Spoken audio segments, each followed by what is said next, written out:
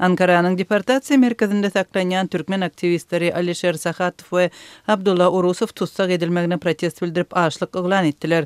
Olaryň biri 28 aprelde Sinop şäherindäki öýünden polisiýa tarapyndan alınıp gidildi. Beýlekisi migrasiýa darasyna hatawa durmak üçin çağıryldy. Türkiýede kanun esasynda ýaşaýan türkmenistanlaryň ikisi de bir günde saklanyp Ankara alınıp baryldy.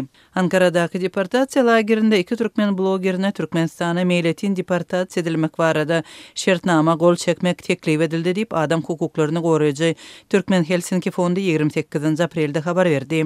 Maglumaty görä Alisher Sakhatova we Abdullah Urusova daşary ýurtlular we halkara gowrak baradaky kanunyň 54-1 maddasyna laýyklykda günä bildirilýänligi habar berilipdir we olardan meýletin deportasiýa razylyk talap edilipdir. Emma olar ret etdiler we ýygnanan polisiýa işgärlerine aklawçysız haýsydyr bir resmi nama gol çekmek niýetiniň ýokdugyny aýtdylar. Şeýlehem olar işi kaziýetde diňlenýänçe resmi namalara gol çekmek niýetiniň ýokdugyny aklawçylara habar bermegi deportasiýa merkeziniň işgärlerinden sorapdyr diýilip Türkmen Helsinki fondunyň maglumatynda bellenýär. Türkmen aktivistleriniň ýakynlary olaryň Ankara'nyň Akkuy deportasiýa merkezinde saklanýanlygyny Azatlyk radiosuna habar berdiler. Alisher Sakhatov 28 aprelde ýerden tutsak edildi. Onuň maşgalasy Gulaly Hasanowanyň Azatlyk radiosuna aýtmagyna görä, daňdan Türkiýanyň wagty bilen sagat 7-de raýat eşikli näwelli adamlar öýlerine baryp ýoldaşyny polisiýa müdürligine alyp gidipdir. Şol günüň özünde Sinop şäherinde saklanan 31 ýaşly türkmen blogçysy Abdullah Urusov tutsak edilmeginiň öňü tirasynda Azatlyk radiosy bilen söhbetdeşlikde migrasiýa gullugyna barýanlygyny sebebi hatawa durmak barada özüne hem geçen anlygyny hem de şol gün ýerden çaklygyň gelendigini gurrun berdi. Türkiýede kanuny esasda ýaşaýan blogerleriň saklanmagynyň sebäpleri olaryň özlerine we ýakynlaryna destine ma'lum edilmendi. Azatlyk radiosy türk resmiýetlerinden häzirlikçe resmi düşündürüş alyp bilmedi. 39 ýaşly Sakhatowyň Erkin Garaýyş YouTube kanalynda Türkmenistandaky hökümetiň adyna tanqid edilýär. Şeýle-de ýurtda polisiýanyň edenetdiligi we korrupsiýa ýaly problemalar gozgalýar. Kanalyň 5000 çemeti tomoşaçysy bar. Urusowyň TikTok blogunda we 2024-nji ýyldan beri alyp barýan YouTube kanalynda türkmen raýatlary jemgyýetiniň derwäis meselelerini ara alyp maslahatlaşýarlar. Blogerleriň saklanmagy jemgyýetçilik reaksiýasyny döretdi. Birnäçe türkmen dissidenti media platformalarynda şol sanda YouTube arkaly adamlara ýüzlenip, tutsak edilenlere raýdaşlyk bildirmäge we goldaw bermäge çagyryş etdiler. Häzirlikçe aktivistler açlyk elan etdiler we olaryň ýagdaýy gününden agyrlaşyp başlar diýip Azatlyk radiosy bilen söhbetdeş bolan Türkmenistanly öz watandaşlarynyň ýagdaýyna aladalanma bildirdi. Türkmen aktivistleriniň Türkiýede tutsak edilmegi Birleşen Milletler Guramasynda Türkmenistan gynamalar we zor bilen ýitirim edilmeler hakyndaky hatawatynyň diňlenmeginiň hut ýanyna gawat geldi. Soňky 2 ýyl bäri Türkmenistanyň hökümetini açyk tanqid edýän türkmen raýatlarynyň en çemeti ýitirim boldy we soň olaryň gizlin ýagdaýda watanyna uğradylanlygy köpçülige ma'lum boldy. 2023-nji ýyldan bäri Türkiýeden we Orsetden zor bilen Türkmenistana alınıp gidilenleriň arasynda Farhat Meýmanguliýew, Mälikberdi Allamuradov, Röşen Gylyjew, Döwran Imamow, Maksat Baýmuradov, Serdar Durduliýew we Merdan Muhammedow bar. Olardan ikisiniň atlary 24 aprelde Birleşen Milletler Guramasynyň gynamalar we zor bilen ýitirim edilmeler komitetiniň 82-nji sessiýasynda türkmen delegasiýasynyň ýolbaşçysy Wepa Hajiýew tarapyndan agdaldy. Hajiýew öz çykyşynda Döwran Imamowy agdady we onuň Türkmenistana dolanandan soň tutsak edilmänligini aýtdy. Что касается представителей так называемого гражданского Raýat ýeňçiligi diýilýäniň wekilleri barada aýdylanda Türkmenistanyň kanun goýruja darlaryndan alynan maglumaty görä raýat Döwran Imamow saklanmady, tutukluga tezewar edilmedi we suda çekilmedi. и не привлекался к суду. Diýip Wepa Hajiýew aýtdy. Şeýle-de Hajiýew Serdar Durduliýewiň hem tutsak edilmänligini öňe sürdi. Согласно информации, также гражданин Сердар Maglumata laýyklykda raýat Serdar Durduliýew we Ömrüzak Umarguliýew saklanmady, tutukluga tezewar edilmedi we suda çekilmedi. Soňky arkaýyn telekiçilik bilen meşgullanýar. спокойно занимается предпринимательской деятельностью. diýip Hacıyew aýtdy. Türkmenistanyň Birleşen Milletler Guramasynda Jenewadaky hemmeşeki wekili Wepa Hacıyew tarapyndan agzalan Ömürzak Omar Guleýew 7 ýyl mundan öň türkmen häkimetleri tarapyndan Türkiýeden Türkmenistana hyzmatdaşlyk üçin çağırılandan soň ýetirim boldy.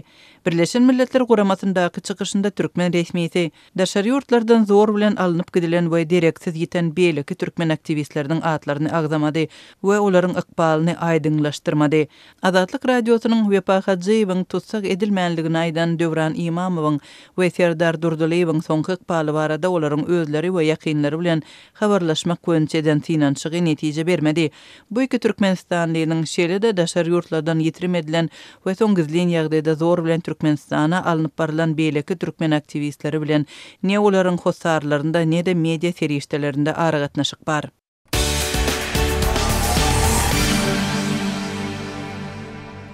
Türkmen Wekiliýeti Birleşen Milletler Guramasynyň gynamalara garşy komitetiniň Jenewada geçirilen mejlisine neden çykyşyna Azatlyk radiosynyň Türkmenistana aradan çykan habarçysy Hudaýberdi Allaşowyň häkimetler tarapyndan izarlamalara sebäp edilmändigini hem de onuň ara kor bolanyny öňe sürdi. Türkmenistanyň pawtaçylyk pudugyny häkimetler tarapyndan mejburi zähmetten peýdalanylmagy, döwlet idara karhanalarynyň işgärleriniň zähmet haklarynyň gejikdirilmegi ýaly adat raýatlaryň ýüzbeýit bolýan günnelik problemler barada ýurduň içinden habar beren Allaşow udaga çeken izarlamalardan soňra 2024-nji ýylyň 13-nji awgustyny aradan çykypdy. Ol Azatlyk radiosyny 2016-njy ýylda bary ýogy 3 ay işläpdi we şol ýylyň dekabr aýyna ejesi Gurban Täç Araz Medowa bilen birlikde nas saklamakda aýyplanyp tutsak edildi. Olar 2017-nji ýylyň fevral aýyna 3 ýyl möhlet bilen şertli tutsaklygy hökm edildi. Ýöne türkmen kanunçylygy nas saklamakda günä bildirilýän adamy jinaýet jogapkärçiligini gödeňine tutmaýar. Şondan soňra bary bilen suwutlamlara görä Allaşowyň görüni görgü boldy. Ol aradan geçen ýyllaryň dowamyny bir näçe edek häkimetler tarapyndan saklanyny Azatlyk radiosynyň çeşmeleri onuň 2017-nji ýylda saklananyny polisiýa bölümine rehimsizlik bilen gynalanyny, şol sany elektrik toguny tutulanyny habar berdiler.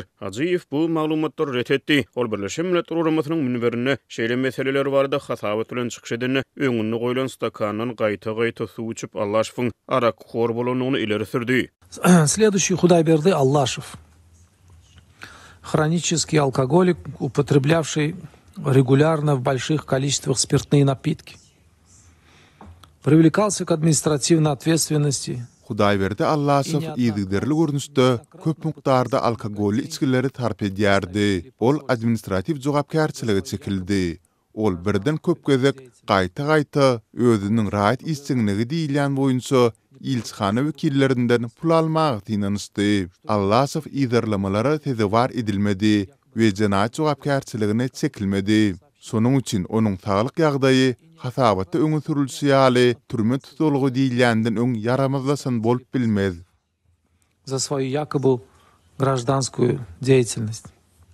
Аллашев не подвергался преследованиям, не привлекался к уголовной ответственности, что не может повлиять на его здоровье в период его якобы нахождения в тюрьме, как утверждается в сообщении.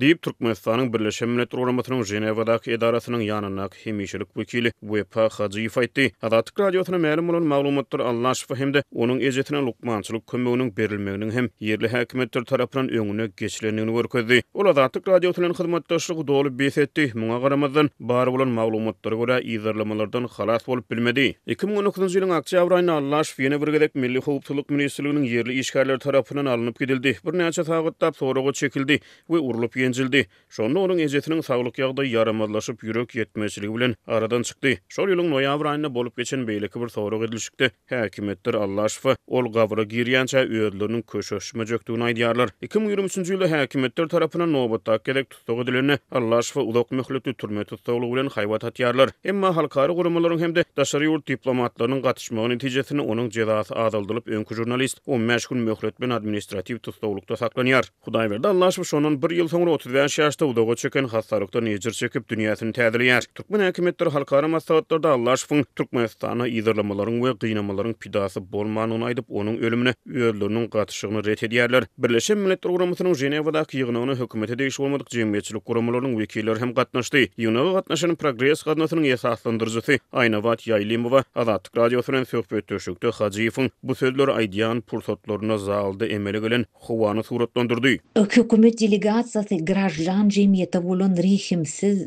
adamkärçiliksiz, kimsedici çemeleşmesini aýan etdi. Jurnalist Alaşevi Yogolun jurnalist Alaşevi Arakor deyip belledi. Deyip Yaylimova aytdy. Ol adat metbugaty ýergederli baskılamakda tankitlanýan türkmen häkimetleriniň garaşsyz jurnalistikany, Türkmenistany öz ownuk bähwitlerini ileri tutmakda we galp maglumatlary ýaýratmakda aýplamagyny üntüjekdi. Yaylimova türkmen resmileriniň hasabat wagtyny özlerini awtoritar siýasatçylara mahsus häsiýetde alyp baranlygyny, özleriniň halamadyk sorawlaryna gaşlaryny tutup ýüzlerini sallap göwünde jogap berenliklerini gurrun berdi. Hükümet delegasyasının çıkışlarına avtoritar hükümetine mahsus genýagdaý synlap bolan. Olar bir hili delegasiya bir hili yaman anamly we gödöwra hende gaharlanýan ýaly hamala siz näme üçin biziň kellämiz gynamalar, türmeler, aýal gyzlaryň, şagalaryň, jurnalistlaryň ýagdaýy barada sorap agyr diýäňiz. Ine bizde hemişelik bir taraplyk bar, TV gaz bar, şolar barada sorasaňyz gowy diýen ýaly täsir galardy. Deyip Yaylimova aýtdy. Resmilerin özlerini şeýle alyp barmagy ýurtda häkimetleriň diňe ösüşleri wagt etmek ber karar we bagtyar zamanany awadan durmuşy asuda asmany mahabatlandyrmak täýerlerine gawat gelýär. Türkmen resmileri synçylara görä ýurdun içinde we daşyna diňe oňyň özgörüşleri barada gurrun etmek, ýurtda we dünýäde bolup geçýän oňoýsuz wakalar barada dil ýarmazlyk, olara üns bermezlik we äsgermezlik tilsimlerinden ýyllar boýy peýdalanyp gelýärler. Ýöne resmilerin özlerini şeýle alyp barmak insan hukuklaryny goraýjylary görä ýurtda zor bilen ýitirim edilen adamlaryň kejik balyny, hukuk kemsitmeleri, raýatlaryň esas azatlyklaryň basgylanmagyny gizläp bilmeýär. Wefa Hajiýew öz hasabatyny birnäçe ýyl mundan Türkiýeden aldyğı ýol bilen Türkmenistana alınıp gidilip soňra insan hukuklaryny goraýjylar tarapyndan zor bilen ýitirim edilenleriň sanyna goşulan Ömrüzok Omar Kuliýewiň soňky ykbaly barada hem odal jemgyýetçilige ma'lum edilmedik käbir maglumatlary ileri sürdi. И Омрузак Омар Кулиев не подвергались задержанию, аресту. Ömrüzok Omar Kuliýew saklanmady, tutsak edilmedi we gazyet jogapkärçiligine çekilmedi. Ol häzirki wagtda telekeçilik ýyşy bilen meşgulanýar. Последний спокойно занимается предпринимательской деятельностью. Deyip Hajiýew aýtdy. Omar Kuliýew Türkiýede ýokary bilmelýän döwrüne taryplar jemgyýetinde öredip şol gawatlar Azatlyk radiosyna hem interwýu berenden soňra 2018-nji ýylyň martyna bar bolan maglumatlary görä türkmen diplomatlarynyň gatnaşmagyna aldyğı ýoly bilen Türkmenistana alınıp gidildi. Munyň ýa-ni ol özüniň Aşgabatdan Türkiýeye gitmeni ruhsat berilmeýändigini aýdyp Azatlyk radiosy bilen hemde garaşsyz neşirler bilen habarlaşandan soňra ýitirim boldy. Şol ýylyň iýun aýyna Omar Kuliýewiň owadyny petirmesine bolanlygy, onuň 20 ýyl möhlet bilen azatlykdan mahrum edilenligi barada maglumatlar peýda boldy. Şondan bir ýyl soňra 2019-njy ýylyň sentýabr aýynda onuň 17 aýça emes wagt we harwygulykda bolanlygy barasyna şüpheli video peýda boldy. Hajiýew 2023-nji ýylda beren şeýle hasabatlarynyň birini hem Omar Kuliýewiň öýünde bolanyny öňe süripdi. Aradan 2 ýyl geçip ol bu maglumatyň üstüne ýetirdi. Onuň sözlerine görä Omar Kuliýew telekeçilik bilen meşgulanýar. Ýöne geň ýeri bir näçe ýyl mundan yoldaşlary ýurtda türkmen talyplarynyň jemgyýetini döretmek ýaly başlangyçlar bilen işçiň çykyş eden ýaş ýigit birden ümsün bolup ne internetde çykyş edýär, ne de köpçüligiň öňüne düşýär, ne de häkimetleriň özleri onu görkezip bilýär. Ýitirim etmeler türkmen siýasatyny öňden bäri kölege salyp gelýär. Häkimetler muny inkar edýär. Ýöne insan hukuklaryny goraýjylar şeýle tejribeleriň Türkmenistana awray getirmeýändigini aýdýarlar. Hajiýew ölen adamy Azatlygyň öňkü jurnalistini arapxorlukda aýplady. Diýeri hasaplanýan adamy terekeçilik bilen meşgullanmakda mahabatlandyrdy. Ne merhum jurnalist Hudaýberdi Allaşew ne de öňkü aktivist Ömrüzok Omar Kuliýew özleri barada resmiler tarapyndan aýdylýan zatlara jogap berip bilýär. Aýna wagt Ýaýlymowanyň bellemegine görä Wefa Hajiýewiň aradan çykan adamlary günäkärlemek ennigi hasabat wagtyna beýleki bir waka boýunça hem ýüze çykdy. Ýa-da geçen ýylyň tomtuny Türkmenistanda bir ene sosial ulgamlarda we garaşsyz neşirlerde şol sany Azatlyk radiosyna çykyş edip gyzynyň şüpheli ölüminiň gaýtadan deriňelmegini häkimetlerden haýyş etdi. Ol şeýle ardalar bilen häkimet wekillerini, adalatçynyň edarasyna, hatda prezidentiň diýwanyna çyny ýüz tutdy. Ýöne netije alyp bilmedi. Hajiýew şol waka boýunça Женевада hasabat bilen çykyş edip wepat bolan denanyň öz janyna kasd edenligini öňe sürdi. Что касается жертв так называемого домашнего насилия. В отношении гражданок Туркменистана Джума Мурадовой Türkmenistanyň hukuk goraýjy edaralarynyň geçiren derňew işleri netijesinde hemde saýatlaryň görkezmeleri esasında Juma Muradowanyň 2023-nji ýylyň 14-nji iýununda terhos halda daş töwereginde ensem erkekleriň we aýallaryň bolmaklygynda gawanjaňlyk edip aşy emosional reaksiýa bildirip özüni aýnadan oklap öz janyny kast edendigi anyklandy. Она, находясь в состоянии алкогольного опьянения в окружении большого количества лиц мужского и женского пола, после продолжительного застолья проявила чрезмерной эмоциональной реакции на почве ревности, что привело к совершению суицида путем прыжка из окна. Deyip Hacıyev beyanat verdi. Ýa-tasak 2024-nji ýylyň tomtuny Marwalatynyň ýaşaýjysy bolan we şol wagtlar Türkiýede zähmet migrasiýasyna bolan Türkmenistany Gülälik Azatlyk radiosy garaşly neşirler we iri sosial hasaplarlaryň habarlaşyp şondan 1 ýyl ozal 20 ýaşly gyzynyň Aşgabatda gümürtük şertlerde helak bolanyny aýtdy. Türkmen Nökot News neşiriniň bu ölüm wakaty boýunça çap eden Hadyýet Lukmançylyk seljermesinde ölümiň sebebi beýiklikden ýykylma şiket hökmüne görkezilipdi. Ýöne migrant ene bu ölümiň töweregine bar bolan şüpheler boýunça gözlegi işlerini dowam etdirdi, häkimetlere ýüz tutdy. Aýnabat ýaýlym we Türkmen resmiýetiniň öwedine dolup bolmajak gitki boýunça berin hasabatyna salgylanyp munyň adamkärçiliksiz bolanyny aýtdy. Hökümetiň maşgala zorlugynyň pidalary barada aýdanlary gaty gödöge häňde bellenili hasabat rus diline berildi. Так называемые жертвы домашнего насилия Divaliya Vipa Hacıyev ulunun rihimsiz pidany günäkärleýän dili biyincelik utonç kahar dörediye. Vipa Hacıyev 2 sany femicid hadisany suitsid gyýdylary öz janlaryna kasetdiler diýip jogap berdi.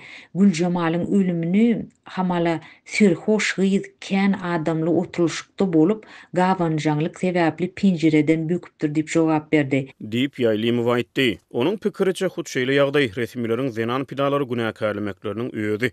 Olaryň adamlara, raýatlary çemeleşmeleri barasyna pikir berýär. Min pikirimçe pidany günäkärlemek bu diňe min pikirimde global derejede dünýäde pidany günäkärlemek, özüm ýok bolan pidany günäkärlemek ejesiniň şüphelenýän hökümetden öz sorawlaryna jogap alyp bilmeýän ýagdaýyna pursatyna rejimiň rihimsizligini, ýowuz awtoritar rejimde adamyň gadyr gymmatynyň ýoklugyny görkezýär. Deyip Aýnabat ýaýlym we Türkmen rejiminiň tebigatyna ünt çekdi. Azatlyk radiosy bu wakalar boýunça Türkmen hökümetinden Vipa Hacıyewiň Jenewada aýdanlarynyň başga resmi tesbir alyp bilmeýär.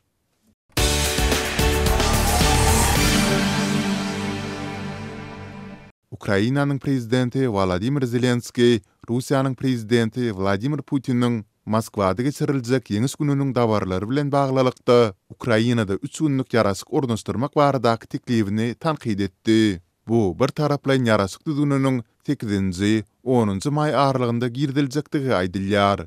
Bu döwürde Russiýa 2-nji jahan urusunda natsistik Germaniýanyň ýeňilmeginiň 80 ýyllygyny belleýär. Zelenski atyşyklary betetmek üçin sol günleri çelini garasmak zerurlugynyň ýokdugyny aýtdy. Чомусь всі повинні чекати 8 травня.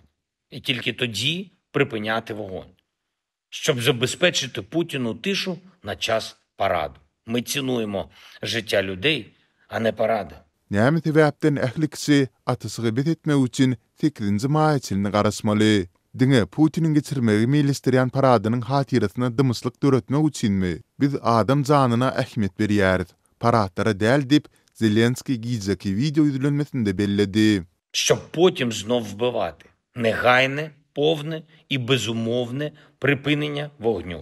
Щонайменше на 30 днів. Atyşygy betetmek diňe bir näçe gün üçin girdilip, soňra ýene-de öldürmelere başlamak üçin bolmaly däl. Ol bada wat, doly we şert goýmadan girdilmeli we iň azyndan 30 gün dowam etmeli. Şeýle edilse ol ynamdar bolardy we kepillik dörederdi. Şeýle ýagdaý hakyky diplomatiýa ýol açyp biler diýip Zelenski aýtdy.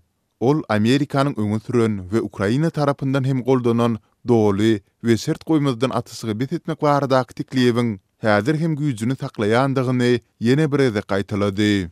Russiýa näme etmeli we nädip jogap bermelidigini gowulýar. Atyşyklary hakykatdan hem doly betetmeli diýip Zelenski nyktady. Mundan öň Ukrainanyň daşary işler ministri 28 aprelde Kremliň yglan eden ýarasyk baradaky beýanatyny hilegärlik atlandyrdy we onuň gitine başlamalydygyny belledi. Bu Kremliň bir aýyň dowamında atyşyklary betetmek baradaky ikinji çağırsydyr. Mundan ozal şu aýyň başynda Pasga bayramçylygy bilen bagly girdilen ýarasyk düzgüni hem ýeterlik derejede berjay edilmeýän. Taraplar bir-birine darby urmagy dowam etdiler. Prezident bolany bäri Putin her ýyl adatça bolýaly 9-njy maýda, ýagny ýeňis güni Gyzyl meýdançyda geçirilen harby parady kabul eder. Bu bayramçylykda Putin soňky ýyllarda Sowet we Rus taryhyny gowy öwskünde görkezmek we günwatarı tanqidlamak üçin ýygy-ýygydan peýdalanýar. Bu dabaralar häzirki wagtda 4-nji ýylyna giren we 2-nji jahan uruşundan bäri Ýewropadaky iň uly guryer töwüsine öwrülen Ukrainadaky Russiýanyň hüjümlerini dowam etdirýän mahalynda geçirilýär.